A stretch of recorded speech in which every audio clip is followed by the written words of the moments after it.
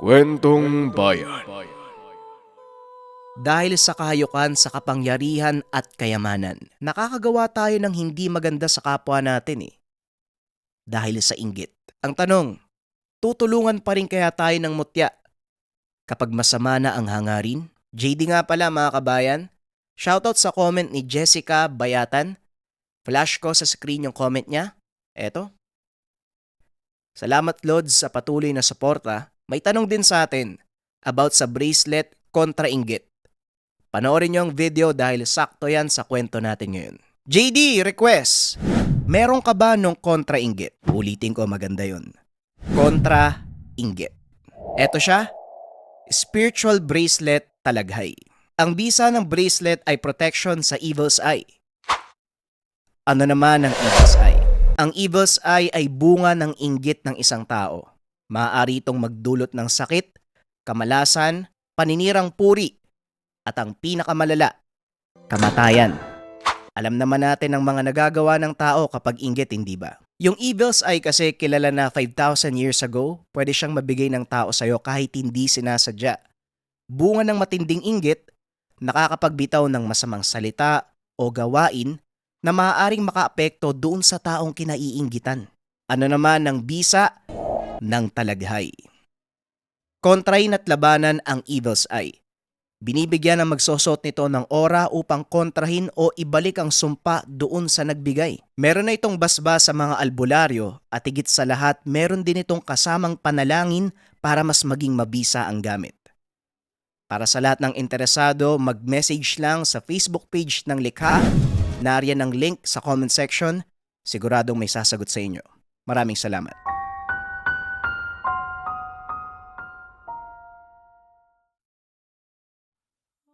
Ang kwentong ito ay hango sa totoong buhay. Mula ito sa isa nating kabayan na itago na lang natin sa pangalang Jano. Walang eksaktong taon, probinsya ng Negros. Nang mga panong ito, nasa edad 16 itong si Jano. Naninirahan kasama ang kanyang ina. Ulila sa ama ang binata.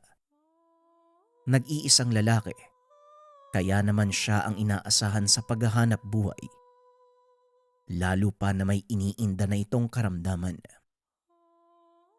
Sa murang edad, namulat sa halos lahat ng uri ng trabaho si Jano.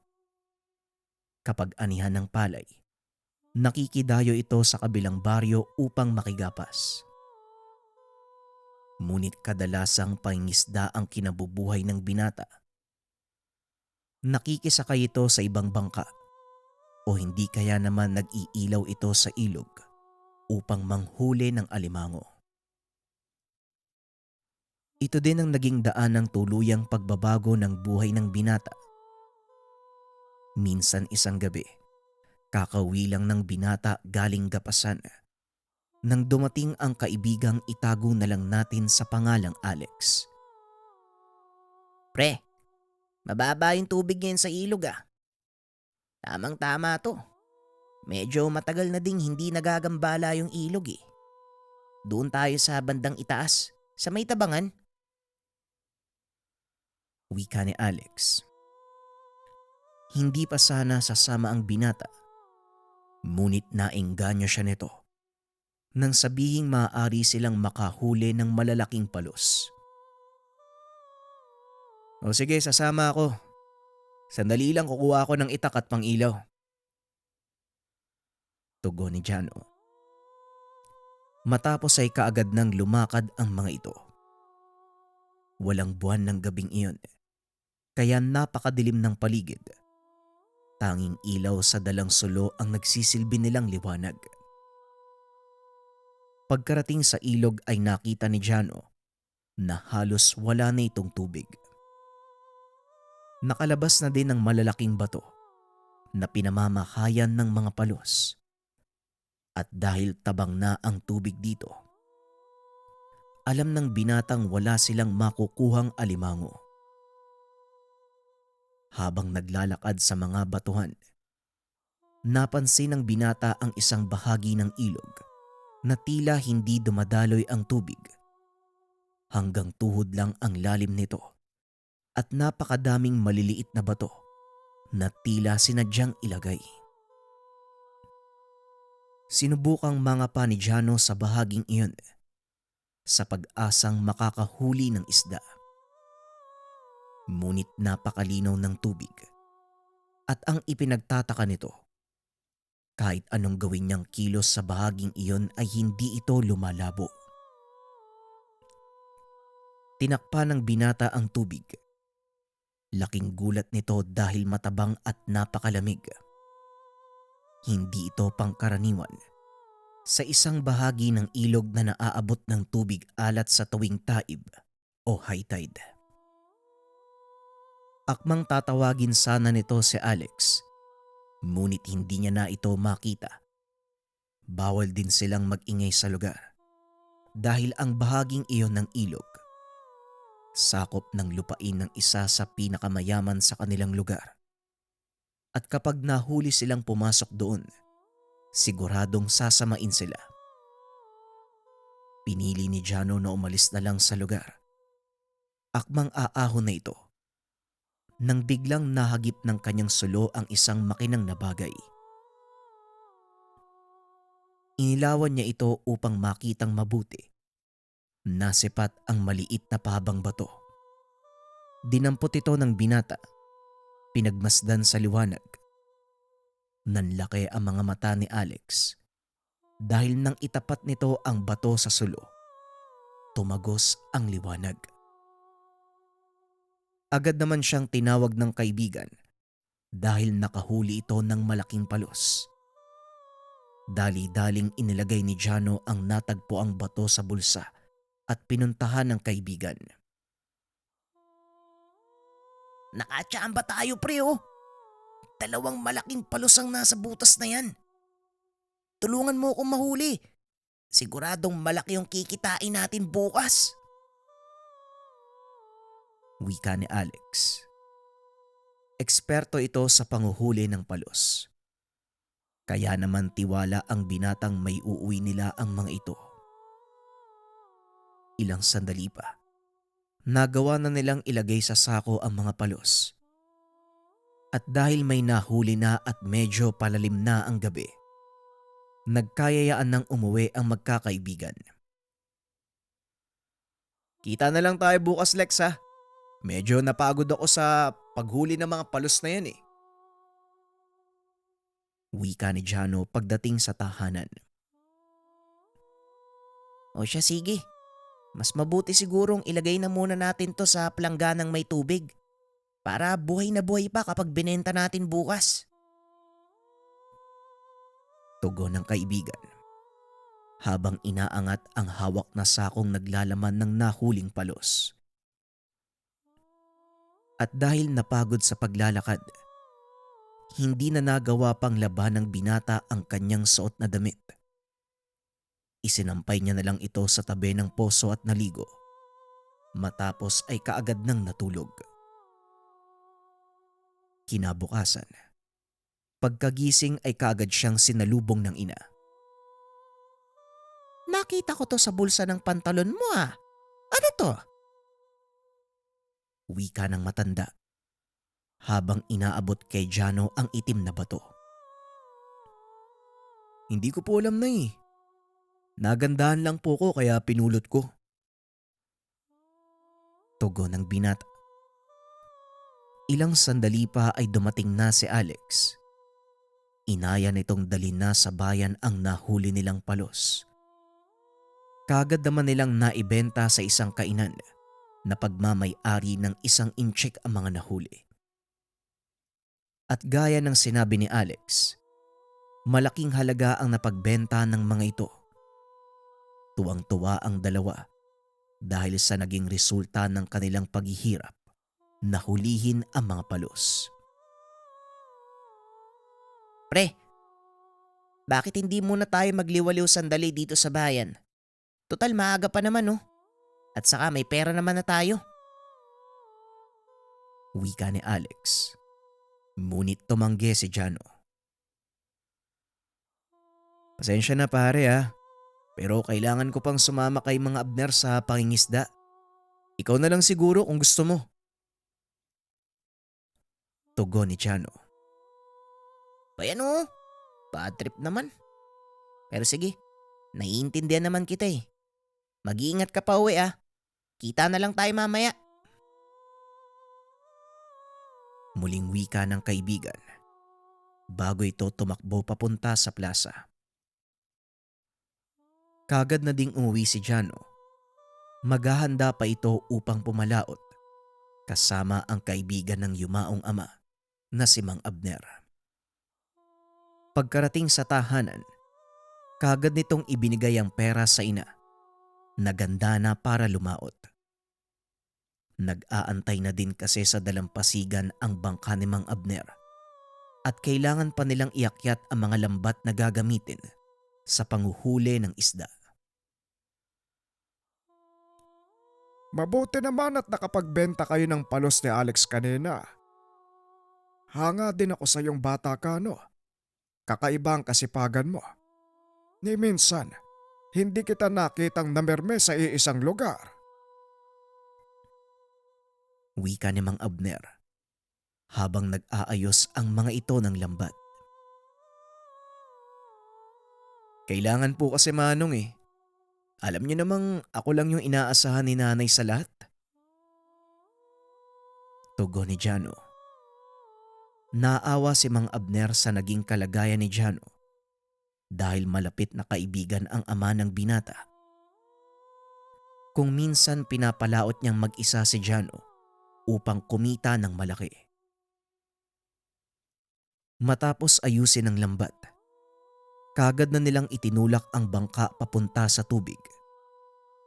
Maganda ang panahon ng mga oras na yun.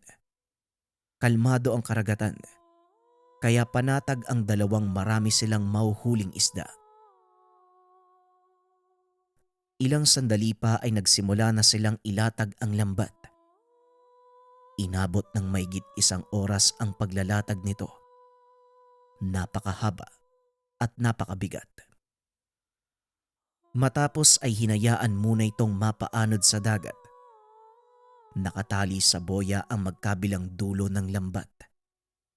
Kaya madali lang itong matutunton kung sakaling magsimula silang hanguin ito. Habang nagpapaanod, nakaupo lang ang binata sa dulo ng bangka. Pinagmamasdan nito sa silaw ang nakuhang bato. Namangha dahil napakaganda nitong tignan kung itatapat sa liwanag. Napansin ni Mang Abner ang hawak ng binata. Kagad itong lumapit upang mag-usisa. Aba, mukhang maganda yung hawak mo ah. San mo nakuha yan? Tanong ni Mang Abner.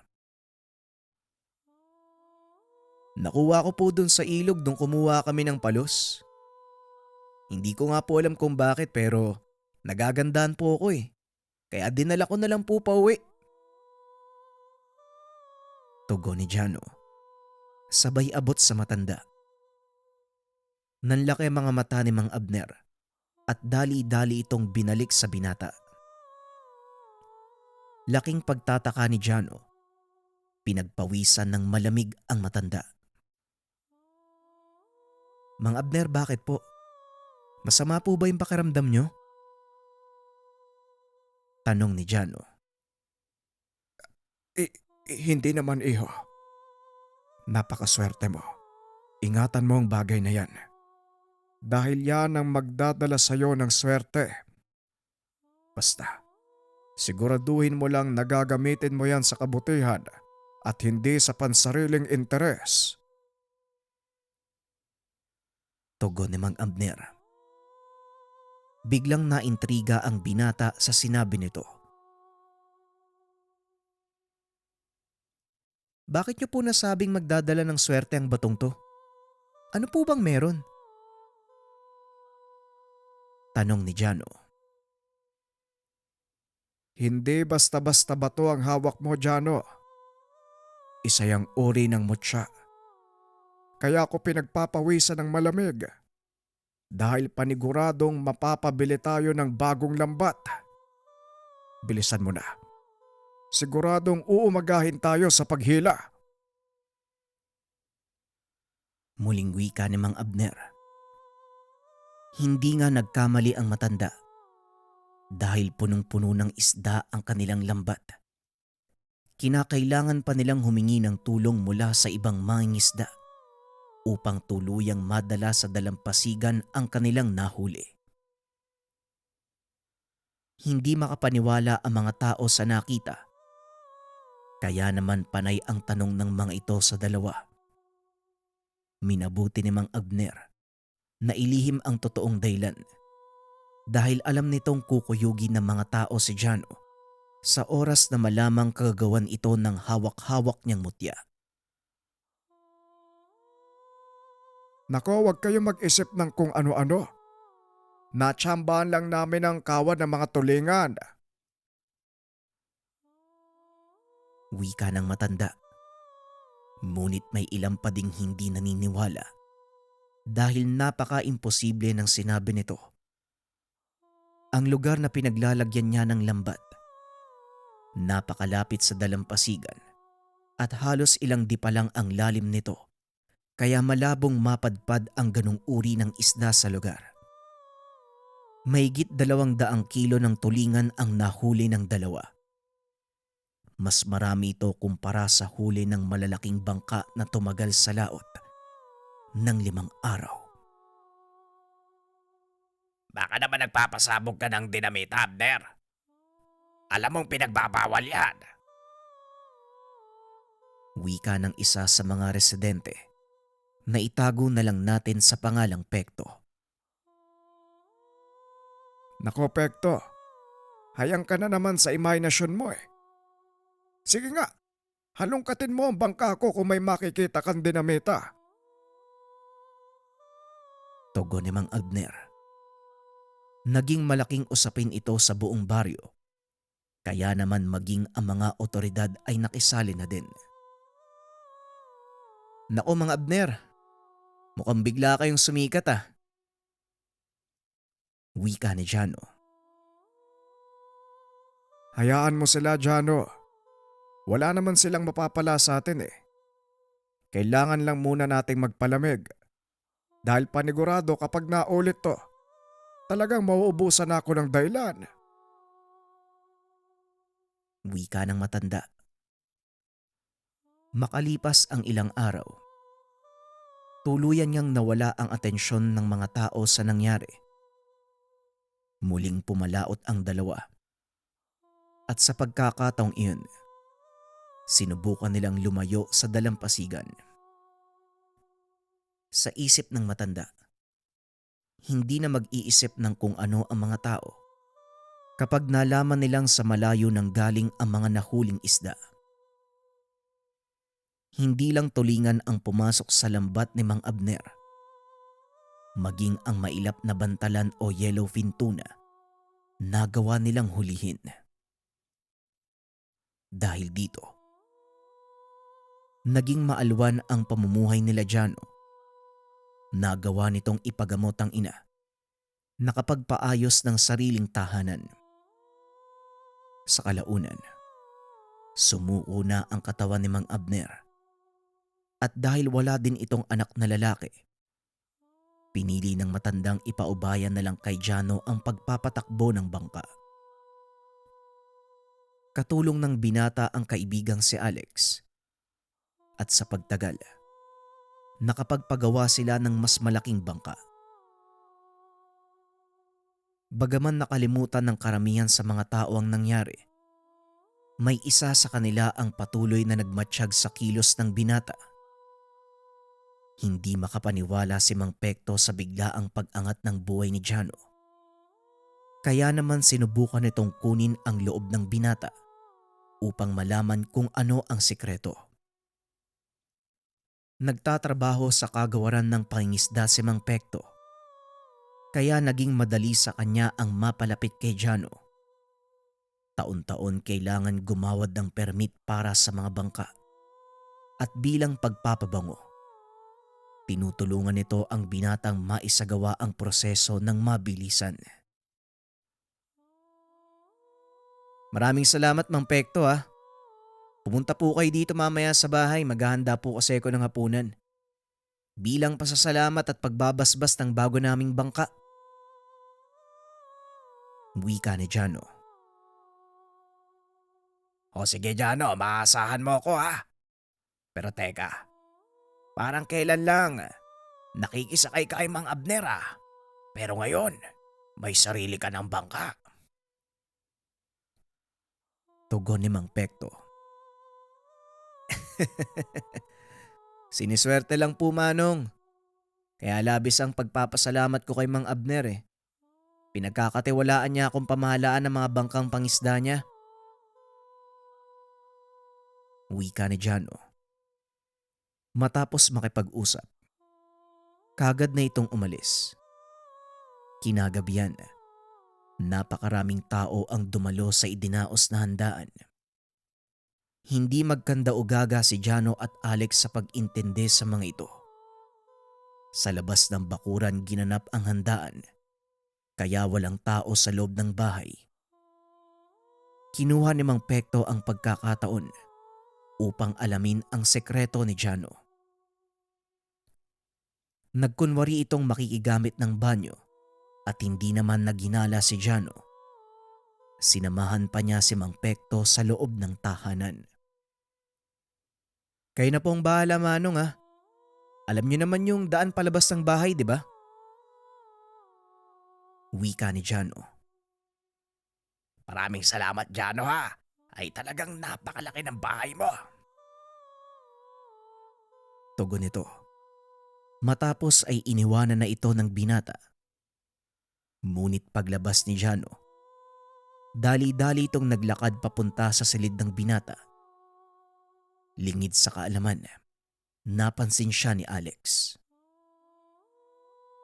Nako Jano, mukhang alam ko na kung anong pakay ni Mang Pekto.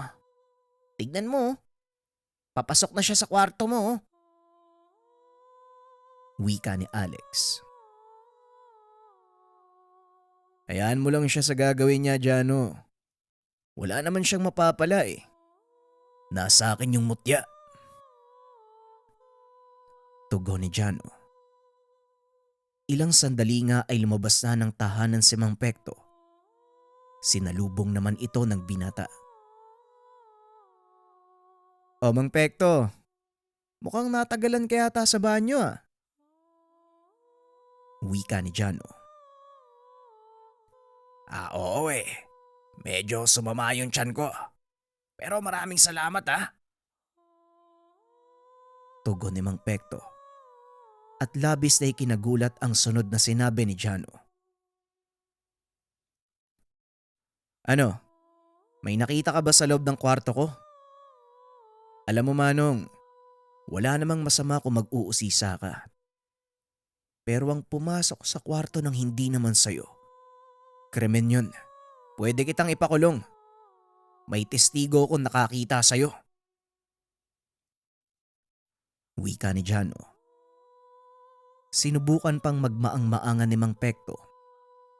Ngunit hindi din ito nakalusot sa binata. Hindi naman ako pumasok sa kwarto mo Jano eh. Isa pa, ano naman yung gagawin ko doon? Tugon ni Mang Pekto. Yun nga din po yung gusto kong itanong sa inyo. Ano po bang hinahanap niyo sa kwarto ko? Muling tanong ni Jano.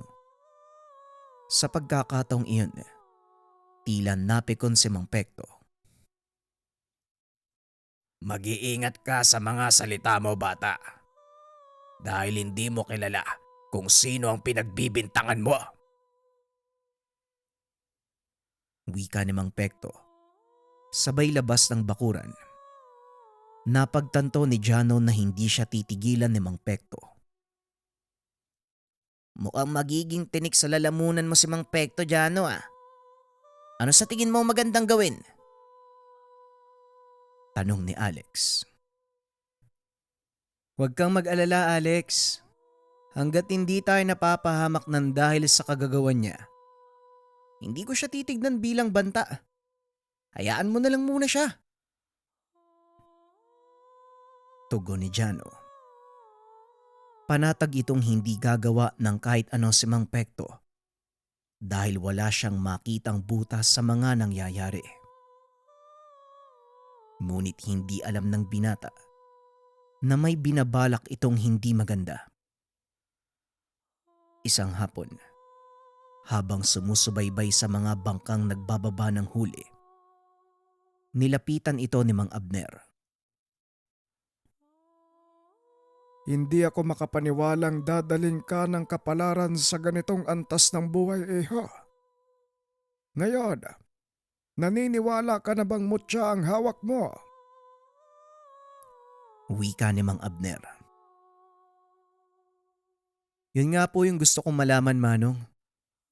May kilala po ba kayong nakakaalam kung ano ito? Tanong ni Jano. Meron. Pero nasa kabilang bayan pa ito. Kung gusto mo, punta natin siya. Tugon ni Mang Abner. Sa kagustuhang malaman kung anong klaseng mutya ang hawak, pumayag ito sa mungkahi ng matanda. Walang kaalam-alamang binata. Sinundan sila ni Mang Pekto papunta sa lugar na sinabi ni Mang Abner. Saktong naroon ang pakay nilang tao, kaya kagad nilang kinausap. Pumasok ang dalawa sa tahanan ng matanda na nagngangalang Mang Claudio.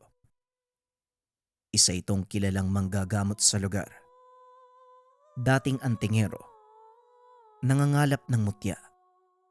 Kaya sigurado si Mang Abner, makikilala nito ang tanga ni Jano. Habang nag-uusap ang tatlo sa loob ng bahay, nanatili naman si Mang Pekto sa labas at nakinig. Maaari ko bang malaman kung ano ang sadya nyo dito? Tanong ni Mang Claudio. May itatanong lang kami, Mang Claudio.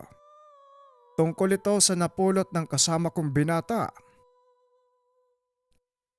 Tugon ni Mang Abner. Agad namang inilabas ni Jano ang mutsyang napulot sa ilog. Eto po, Manong. Napulot ko lang po to sa ilog noon eh. Hindi ko po alam kung ano ito pero simula nang mapa sa akin, nagbago po yung buhay ko. Paliwanag ni Jano. Sinipat ni Mang Claudio ang bato. Napangiti ito nang makumpirma ang pagkakakilanlan. Bago ko sabihin sa inyo kung ano ang mutyang ito, maaari ko bang malaman bakit mo itinago ang mutya kahit hindi mo alam kung ano ang maaari nitong magawa? Tanong ni Mang Claudio. Ang totoo po, hindi ko din po alam kung bakit ko naisipang itago yung batong yan. Basta nagandahan lang po ako, Tatang. Tugon ni Jano. Napangiti naman si Mang Claudio dahil alam nitong napasakamay ng inosenteng binata ang mutya. Bueno, ang mutyang ito ay kilala sa tawag na mutya ng linta. Nagbibigay ito sa swerte sa taong pinili. Pinoproteksyonan din ito ang may tangan sa kanya. At higit sa lahat, may kakayahan itong magpagaling ng anumang karamdaman. Pakaingatan mo ang mutyang ito at siguraduhin huwag gagamitin sa pansariling kapakanan. Dahil sa oras na mangyari yon, kusang lalayas ang gabay ng mutya at mawawalan ito ng bisa. Paliwanag ni Mang Claudio.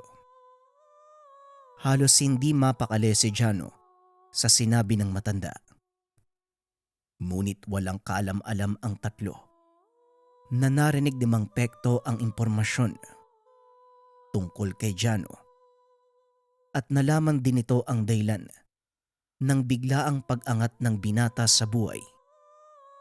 Kaya naman mas lalong nagkaroon ng inspirasyon si Mang Pekto upang kunin ang mutsyang hawak nito.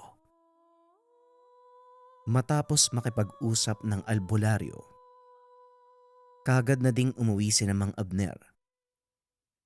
Masayang nag-uusap ang dalawa sa daan nang biglang may humarang sa kanilang mga kalalakihan. Mukhang hindi maganda ang kutob ko dito, Jano. Kilala ko ang mga lalaking ito. Mga pusakal at walang awang mandarambong. Wika ni Mang Abner. Maging si Jano ay natakot sa mga ito. Ngunit tila may kung sinong nagbulong sa kanya. Huwag matakot. At sa hindi malamang dahilan, tila nawala ang pangamba ng binata. Hinawakan pa nito si Mang Abner sa balikat at sinabihang huwag aalis sa likod nito. Wala kang laban sa kanila, Jano. At isa pa, baka may dala silang barel. Pag-awat ni Mang Abner. Ngunit hindi nakinig ang binata. Sa halip sinabihan niya itong magtago sa likod ng puno. Huwag kang mag-alala, Manong. Hindi nila ako sasaktan. Nakalimutan mo na ba yung sinabi ni Manong Claudio? Tugon ng binata. Hindi ko nakakalimutan. Kaso nga lang, hindi mo pa ito nagagawang gamitin. Kaya umalis na lang tayo dito. Muling wika ng matanda. Naglakad papunta sa mga kalalakihan si Jano. Sinubukang makipag-usap. Mga kasama, anong may tutulong namin sa inyo? Tanong ni Jano. Isang bagay lang ang pinag-utos sa amin ni Mang Pekto. Yun ay kunin sa iyo ang mutya at itapon ka sa karagatan. Tugon ng lalaki. Napangiti si Jano at muling nagsalita. Ganun ba? Pasensya na ha. Pero hindi ko basta-basta ibibigay sa inyo ang mutyang hawak ko. Kung gusto mo, edi kunin mo. Matapos magsalita, biglang tumakbo ang binata papasok sa masukal na gilid ng daan. Mabilis naman itong hinabol ng mga kalalakihan. Maging si Mang Abner, hindi makapaniwala sa ginawa ni Jano. Ilang sandali pa nakarinig na ang matanda ng sigaw. Inakala nitong napahamak na ang binata, kaya naman dali-dali niya itong sinundan. Nanlaki ang mga mata ng matanda. Nang makitang sakal-sakal ni Jano ang isa sa mga kalalakihan at ang ilan sa mga ito ay nakahandusay sa lupa. Narinig nitong magsalita ang binata. Bumalik ka na kay Mang Pekto at sabihin mong huwag niya nang subukan pang kunin sa akin ang mutya. Dahil kahit anong gawin niya, hinding-hindi ko ito isusuko. Wika ni Jano. Matapos magsalita ay pinakawalan nito ang lalaki na kaagad namang kumaripas ng takbo. Matapos umalis ng lalaki ay biglang natumba si Jano. Dali-dali itong nilapitan ng matanda. Inakay palabas sa lugar. Isinandal niya ito sa puno. Ilang sandali lang ay nagkamalay ang binata. Ay maraming salamat sa Diyos at nagkamalay ka na. Ano bang nangyari? Bakit ka hinimatay? Tanong ni Mang Abner. Pilit namang inaalala ng binata ang mga naganap. Teka Manong, ano pong nangyari? Bakit nga pala tayo nandito? Saka asan yung mga kalalakihan? Tugon ni Jano. Napagtanto ni Mang Abner. Walang kamalay-malay si Jano sa mga nangyari. Ngunit ang ipinagtataka ng matanda, sino ang tumalo sa mga kalalakihang nangharang sa kanila? Teka, ang ibig mong sabihin, hindi mo natatandaan ang mga nangyari. Ikaw ang tumalo sa 3 lalaki, Jano. Wika ni Mang Abner. Naramdaman ng binata ang bagyang pananakit ng kamao. Ano po? Hindi ko po maalala yung nangyari, Manong eh. Ang huling natatandaan ko, kinausap tayo ng 3 kalalakian. Tapos, may boses akong narinig. Tugon ni Jano. Ang mabuti pa umalis na tayo dito. Baka bumalik na naman ang mga tauhan epekto. Yung mga walang hiyang yun talaga oh. Nagulat si Jano sa sinabi ng matanda. Dali-dali itong tumayo. Inalalayan ang matanda. Pinili ng binatang doon na sa kanilang tahanan ituloy ang pag-uusapan. Pagkarating sa bakuran ng matanda, sinalubong sila ni Alex. Hindi magandang balita ang dala nito. Jano, mabuti naman nakauwi na kayo. Teka, anong nangyari sa'yo? Bakit puro putik yung damit mo? Nga pala, pumunta si Mang Pekto sa bahay niyo kanina. May kasamang mga lalaki. Sa takot ng nanay mo, inatake siya sa puso. Pero wala kang dapat ipag-alala ha. Nadala namin sa ospital yung nanay mo. Nasa maayos ng kalagayan. Paliwanag ni Alex. Lalo namang nanggigil si Jano. Alam kong pakay ng matandang yun eh. Balak niyang kunin sa akin ang hawak ko mutya. Hindi ko alam kung saan niya nalaman yung tungkol dito eh. Wala naman akong ibang pinagsabihan. Tugon ni Jano. Kahit ako Jano eh. Hindi ko naman basta-basta ipinagsasabi ang tungkol sa hawak kong mutya. Pero pumasok muna tayo sa bahay niyo Mang Abner. Paniguradong may mga mata at tenga sa paligid si Mang Pekto. Muling wika ni Alex. Mabuti pa nga. Doon tayo mag-usap sa loob ng bahay.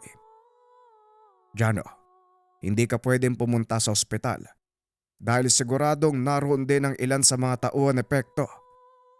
Ito ang sinasabi kong panganib eh. Sa oras na malaman ng ibang sekreto mo. Wika ni Mang Abner. Naalala ni Jano ang sinabi nitong siya ang tumalo sa mga tauang pinadala ni Mang Pekto. Manong, ang sabi mo sa akin kanina, akong tumalo sa mga tauhan ni Mang Pekto. Paano nangyari yun? Eh hindi ko nga maalala kung ano yung ginawa ko eh. Tugon ni Jano. Yan nga din ang ipinagtataka ko, Jano. Dahil hindi ko nakita ang buong pangyayari. Ang nadatnan ko lang nung sakal-sakal mo na ang isa sa kanila. Paliwanag ni Mang Abner. Pilit namang iniisip ni Jano ang mga naganap. Hanggang sa maalala na nito ang boses na narinig bago nawalan ng malay. Bago ko nawalan ng malay, nakarinig ako ng boses eh. Sabi nito wag ako mag-alala.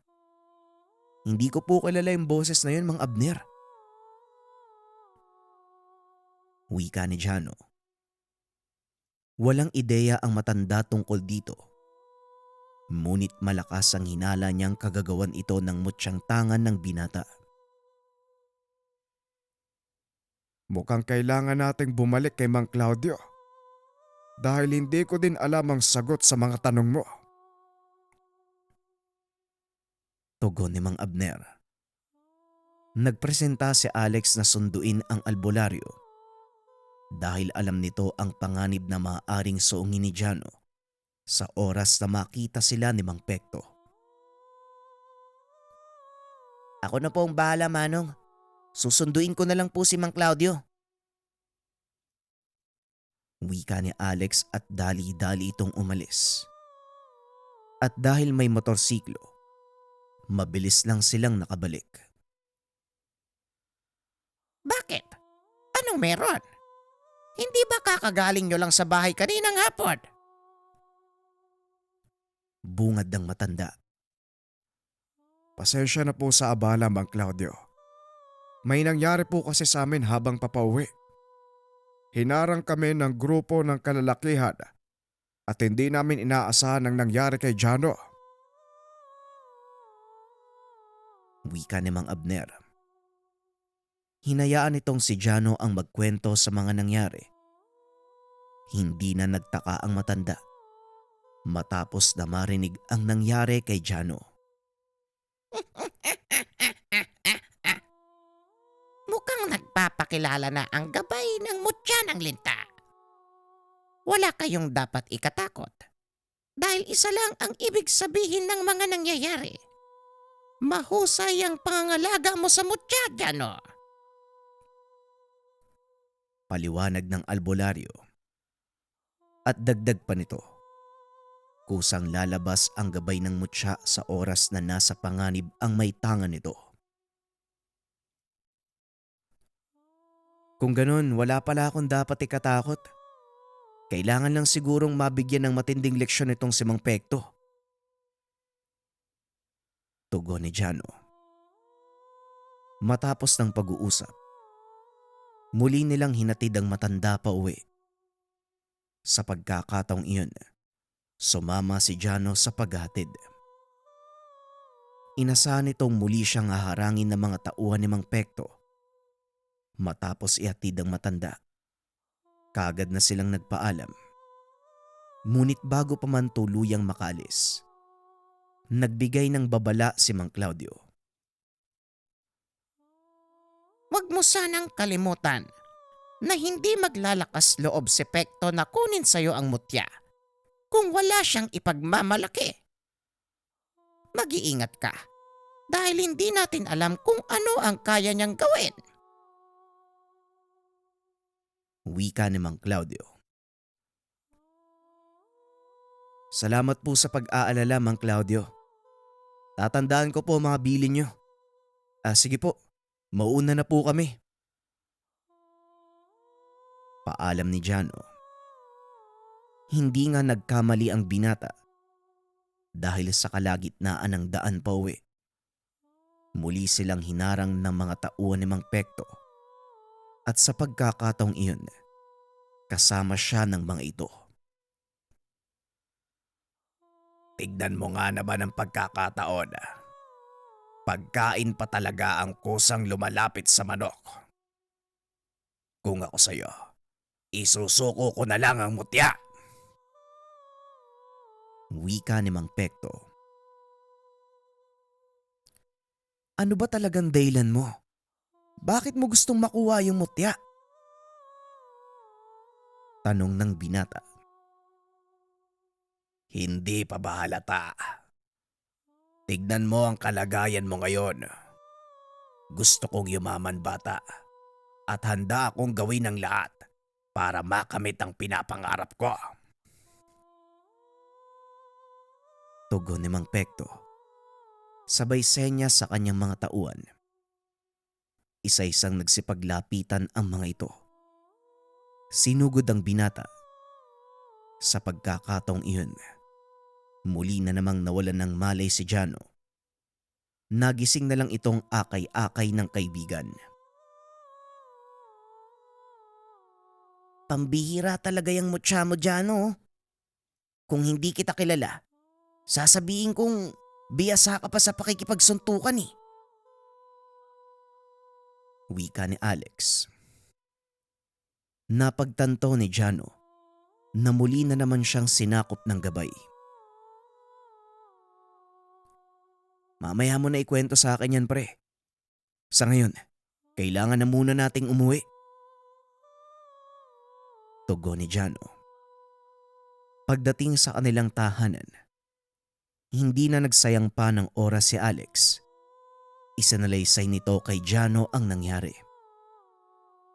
Ayon dito, walang awang pinagsusuntok ni Jano o kung sino mang nilalang ang sumakop sa kanya. Ang mga tauhan ni Mang Pekto. Samantalang ang matanda naman, Biglang tumakas nang makitang unti-unti nang natatalo ang kanyang mga tauhan. Sayang. Kung nakikita mo lang yung sarili mo habang nakikipaglaban, talagang mamamangha ka. Grabe yung bilis mo. Grabe yung lakas ng suntok. Grabe. Inubos mo lahat ng kalaban ng walang kahirap-hirap. Wika ni Alex. Sa palagay ko, hindi ko na lang gugustuhin makita yung sarili kong nakikipagbasag ulo, Alex. Kilala mo naman ako, di ba? Hindi naman ako mapanakit na tao eh. Kaya parang ang hirap isipin na ako yung gumawa nun. Tugon ng binata.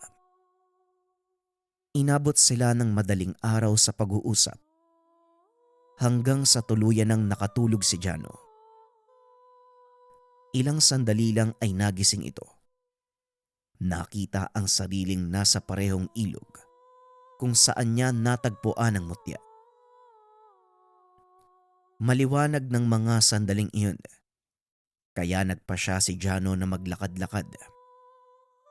Sa hindi kalayuan ay napansin ng binata ang isang lalaking mahaba ang buhok. Kakaiba ang suot nitong damit. Nanlaki mga mata ng binata nang humarap ito sa kanya. Jano, mabuti naman at nakabalik ka na. Alam mo bang matagal kong inantay na magkita tayo? Wika ng lalaki. Ano daw? Matagal mo kong inantay. Teka, sino ka ba? Tanong ni Jano. Simula nang makita mo ko dito sa lugar na ito, naging magkarugtong na ang buhay natin. Muling wika ng lalaki. Nagkaroon ng ideya si Jano tungkol sa pagkatao ng kausap.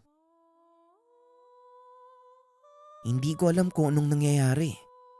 Pero kahit papano, parang naiintindihan ko na kung bakit ako nandito. Wika ni Jano. Napangiti ang binata. Lumapit ito sa kanya. Unti-unting nagbago ang anyo. Naging kulay asul ang mga mata. Pumuti ang buhok nito. At unti-unting gumuhit sa balat nito ang mga markang hindi maunawaan ni Jano. Tama ang iniisip mo, Jano. Ang nakuha mong mutya at ako ay iisa. Napunta ka sa lugar na ito dahil may mga bagay kang kailangang maunawaan. Wika ng gabay. Inaya nito ang binatang maglakad-lakad. At habang nasa daan ipinaliwanag nito ang lahat sa binata. Maging ang dahilan kung bakit siya pinili ng mutya. Hindi ko naman ginusto yung ganito eh. Pero magiging tapat ako. Malaki ang pasasalamat ng pamilya ko sa naging pagbabago ng buhay namin simula nang mapulot ko yung mutya. Tugon ni Jano. Oo, may mga bagay na hindi natin ginusto. Pero ito ang nakatadhana sa atin. Kaya tanggapin mo ito at magtiwala sa iyong tadhana. Malalaman mo ang lahat sa pagdaan ng panahon. Sa ngayon, kailangan mo nang bumalik. Nasa labas ng tahanan niyo ang taong gustong kunin ang mutya sa'yo. Sasabihin ko sa'yo, Jano, matigas ang ulo ng isang yan. Wika ng gabay. Sabay tulak kay Jano papunta sa tubig. Biglang nagising si Jano. Nakita si Alex na natataranta. Buti naman nagising ka na. Kanina pa kita pinapabangon eh. Si Mang Abner. Binaril ni Mang Pekto. Nanlaki ang mga mata ng binata nang marinig ang sinabi ng kaibigan. Dali-dali itong tumayo upang puntahan ng matanda.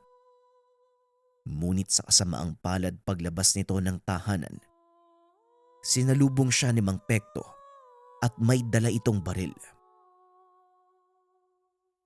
Ano ba talagang kailangan mo, Pekto? Hindi ka pa talaga titigil? Wika ni Jano. Alam mo kung ano ang kailangan ko. At hindi ako titigil hanggat hindi ko yon nakukuha. Kung kinakailangan pumatay ako ng tao, yon ang gagawin ko. Tugon ng matanda habang tinututok ang baril kay Jano. Wala ka talagang kasing sakim, Mang Pekto. Sisiguraduhin kong pagbabayaran mo ang ginawa mo kay Mang Abner. Muling wika ng binata. Unti-unti din itong nararamdaman ang kakaibang init na dumadaloy mula sa kanyang dibdib papunta sa mga kamay.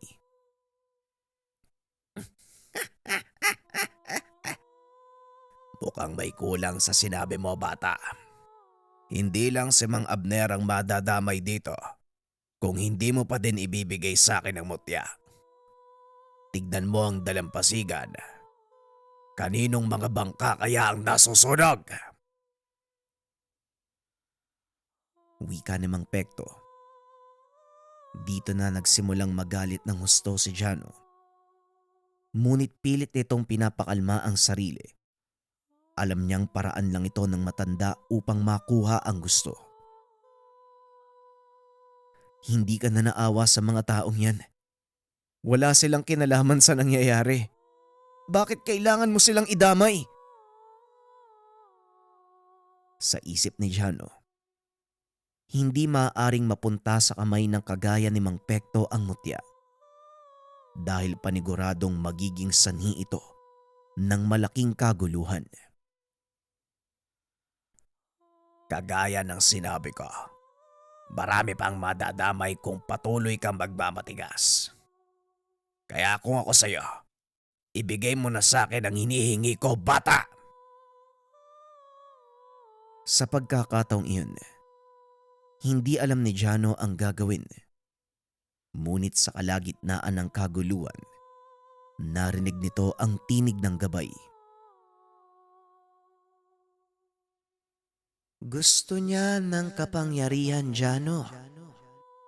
O sige, ibigay natin sa kanya. Wika ng gabay. Pero kung ibibigay ko sa kanya ang mutya, marami pang mapapahamak. Paniguradong maraming aapi ng taong yan. Tugon ni Jano. Sino ang may sabing ibibigay mo sa kanya ang mutya? Ikuyom mo ang kamao mo at ihipan. Muling wika ng gabay. Sinunod ito ni Jano. Biglang nakaramdam ang binata. May kung anong namuo sa kanyang nakakuyom na palad. Nanlaki ang mga mata nito. Isang pulang bato ang lumitaw nang buksan niya ang kamay. Yan ang isa pang uri ng mutya ng linta. At sa oras na mahawakan niya yan, hihigupin ng bato ang kanyang espiritu.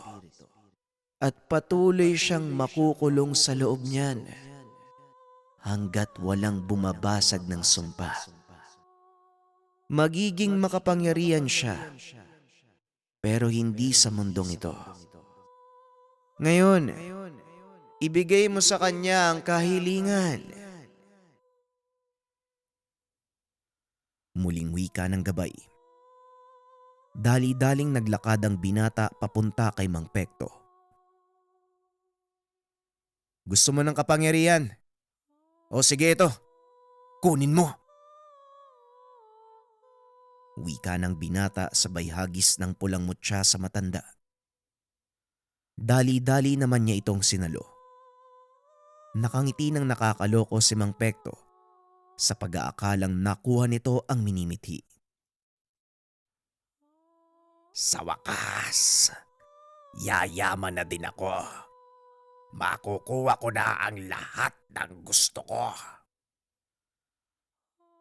Wika ng matanda habang tumatalon. Kagad namang nilapitan ni Jano si Mang Abner. Manong, ayos lang po ba kayo? Mukhang maluba ang tama nyo ah. Tanong ng binata. Huwag kang mag-alala. Hindi malala ang tama ko pero ikaw, bakit mo naman ibinigay sa kanya ang mutya? Malaking kaguluhan ang mangyayari at alam mong totoo ang sinasabi ko. Wika ni Mang Abner. Hayaan mo na yun, Manong. Mas maganda namang tong nasa akin eh. Wika ng binata. Habang ipinapakita ng patago sa matanda ang totoong mutya ng linta. Ilang sandali pa. Muli nilang ibinaling ang tingin kay Mang Pekto.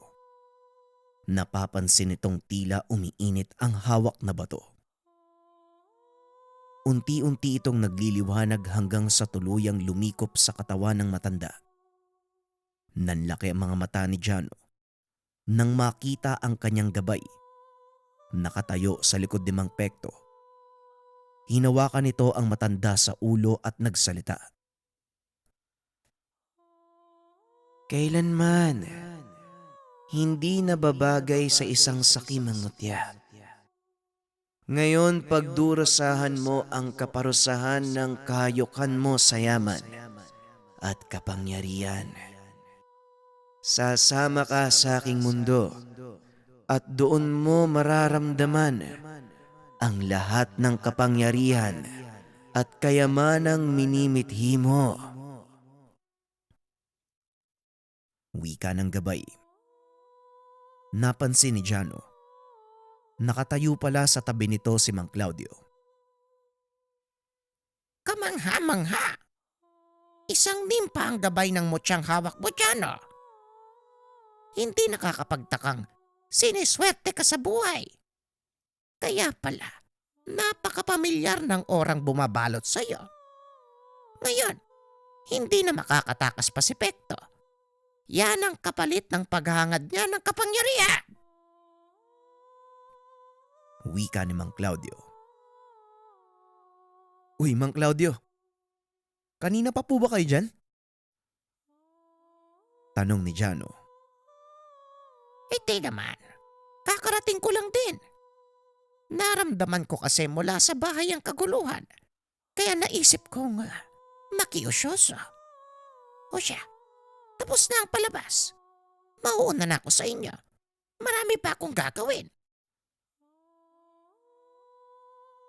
Tuluyang naglaho si Mang Pekto at ang pulang mutya. Biglang nagliwanag ang katawan ng gabay. Habang nagaganap ito, tila unti-unting nababalik sa dati ang lahat. Maging ang sugat ni Mang Abner ay gumaling. Makakalimutan ng mga tao sa paligid ang nangyari. Ngunit para sa'yo, mananatili itong paalala, Jano. Kaya patuloy mong gawin ang tama at huwag kang maghangad ng sobra sa maaaring ibigay. Wika ng gabay. Kagad itong naglaho. Ilang sandali pa ay nagising si Alex, na noon ay nawalan ng malay dahil natamaan ng nahulog na nyog. Teka, bakit ako nandito? Anong nangyari? At saka anong ginagawa mo dyan, Jano? Napangiti na lang ang binata sa naging reaksyon ng kaibigan.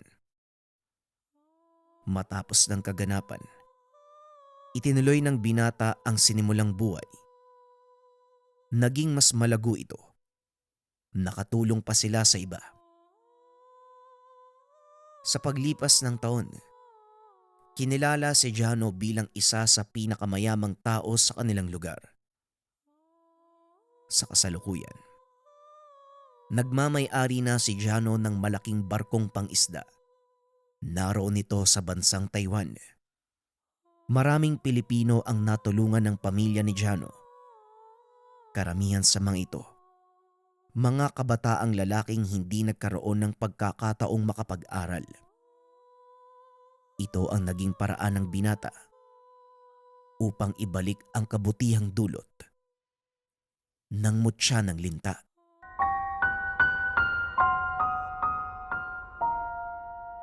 Kwentong Bayan.